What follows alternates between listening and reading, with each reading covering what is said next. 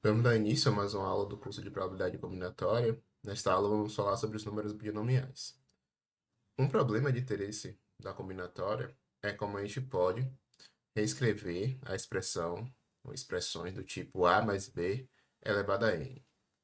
Bom, se a gente escrever, a mais b elevado a n como um produto de a mais b n vezes, a gente consegue observar que a gente pode escrever essa potência como uma soma em que sempre vão aparecer termos do tipo a elevado a r vezes b elevado a alguma outra potência s aqui. Porque justamente se você está multiplicando a mais b n vezes, usando aqui a propriedade distributiva, sempre você vai escolher dentro de cada um desses parênteses ou a ou b e multiplicando durante n vezes.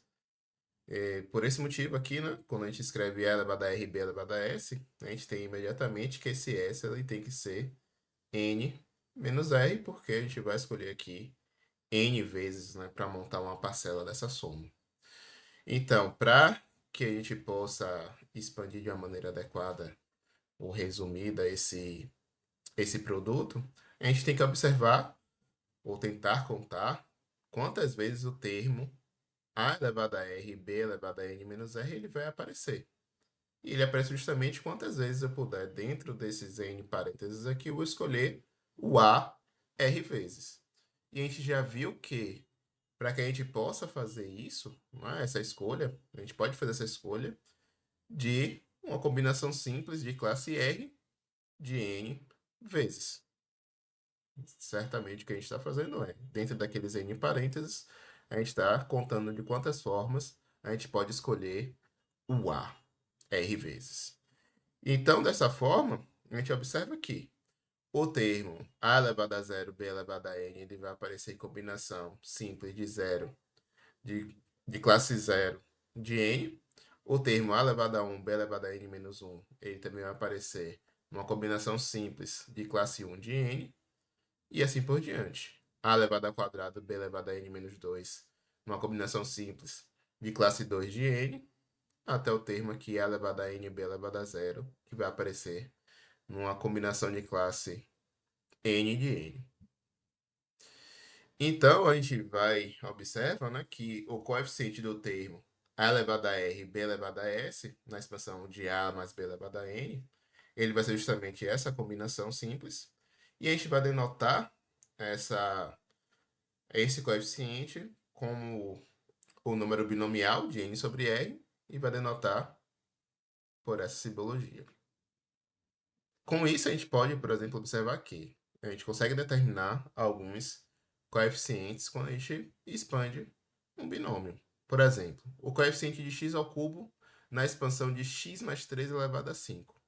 Bom, pelo que a gente acabou de ver, a gente pode dizer, que x mais 3 elevado a 5, ele é exatamente a soma das combinações aqui, dos binômios 5j de x elevado a j, 3 elevado a 5 menos j. Então, se eu estou querendo saber qual é o coeficiente de x ao cubo aqui ele vai vir acompanhado de 3 ao quadrado. E o termo aqui vai ser justamente 5, o binomial de 5 sobre 3.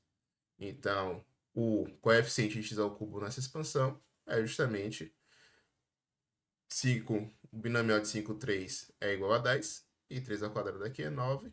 Então, o coeficiente de x ao cubo nessa expansão vai ser 90. Vamos utilizar os números binomiais para poder determinar qual termo independente de x na expansão do binômio x ao cubo menos 1 sobre x ao quadrado elevado a 10. Como acabamos de ver, as parcelas, dessa expansão, elas vão ser dadas por essa fórmula, por essa expressão. Binomial de 10 sobre r, x ao cubo, que é o primeiro termo aqui do binômio, elevado a r, vezes o segundo termo, elevado a 10 menos r. Isso aqui resulta justamente em 10, o binomial de 10r, x elevado a 3r menos 20 mais 2r.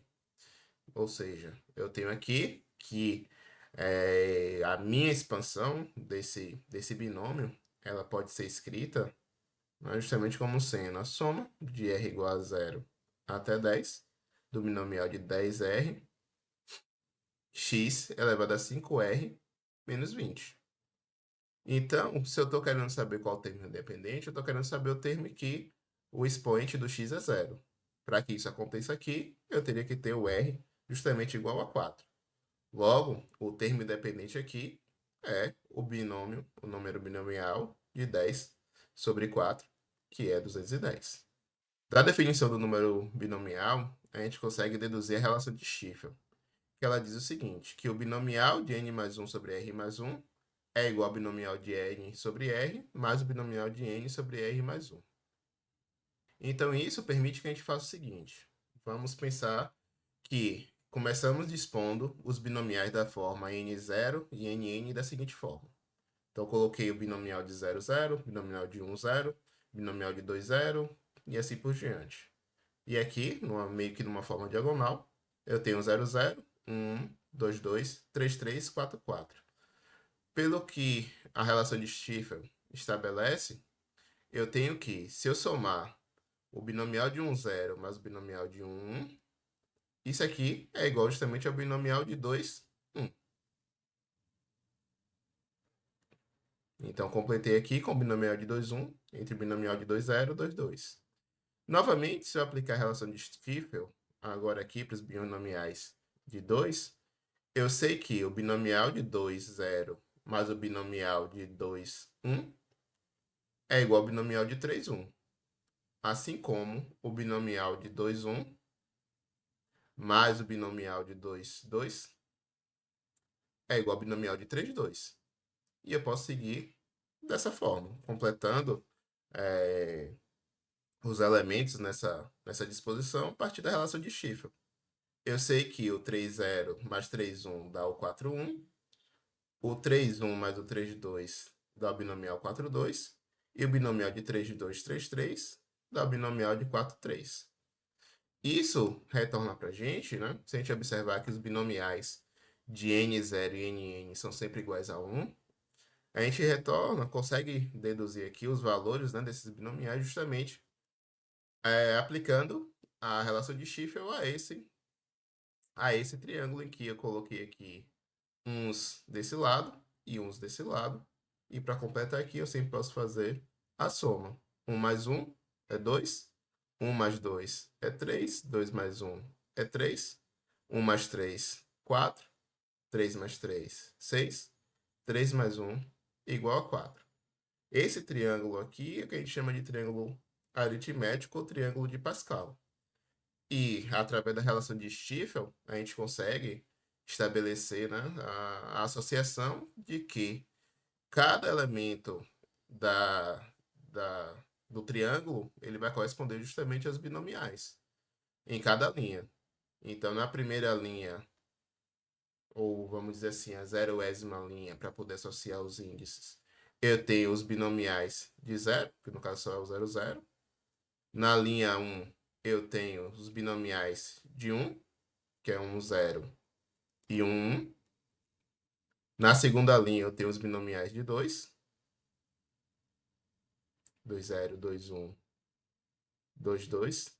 E na linha N, consequentemente, eu vou ter todos os binomiais de N, índice I aqui. Isso facilita porque a gente, dessa forma, consegue, de uma maneira iterativa, obter os binomiais sem precisar calcular os fatoriais, apenas utilizando soma.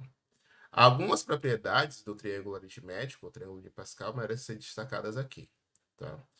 A primeira propriedade delas é o que a gente chama de teorema das linhas.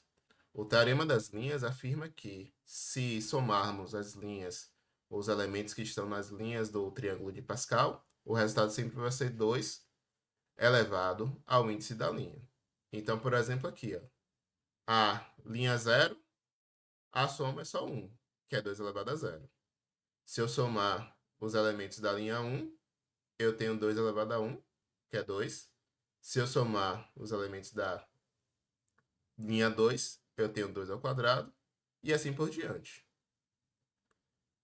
2 à quarta, 2 à quinta, 2 à sexta, 2 à sétima. E isso é uma propriedade que a gente consegue deduzir. A gente tem também o teorema das colunas, o teorema das colunas é semelhante, né, ao teorema das linhas, ele vai somar justamente elementos de uma coluna. Então, se eu pegar aqui uma coluna, por exemplo, nessa coluna, e eu somar esses elementos, o resultado sempre vai ser o elemento que está na linha abaixo do último e na coluna seguinte. Então, 1 mais 2 mais 3 é igual a 6. Se eu começar daqui, 1 mais 4 mais 10 mais 20, eu tenho que o resultado vai ser 35. Por exemplo, aqui eu poderia deduzir que o elemento que está nessa posição aqui é justamente a soma de 1 mais 5, que é 6, mais 15, 21, mais 35, dá 56. Então, é uma propriedade também que a gente consegue deduzir na montagem do triângulo de Pascal. A propriedade seguinte se refere agora à soma das diagonais. Por diagonais, a gente vai entender como sendo as linhas aqui que seguem a hipotenusa desse triângulo retângulo. Então, por exemplo, se eu começar aqui, somar 1 mais 3 mais 6, o teorema das diagonais diz que o resultado sempre vai ser o elemento que está abaixo exatamente da última parcela. Então, se eu somar aqui 1 mais 6 mais 21, 6 mais 1 dá 7, mais 21 dá 28, então eu sei que o elemento que vai estar aqui embaixo é justamente o 28, na linha próxima aqui, que seria a linha de índice 8. E uma propriedade que é nítida aqui da construção é que a gente tem uma certa simetria na construção desse triângulo aritmético. Se a gente observar, a gente tem justamente que o binomial de NP é igual ao binomial de N menos P, sempre. Então, sempre vou até a metade da linha e essa linha se repete. Primeiro crescente, depois decrescente. Nesta aula, a gente introduziu o conceito de número binomial e o triângulo aritmético como ferramenta para a expansão de binômios do tipo A mais B elevado a N.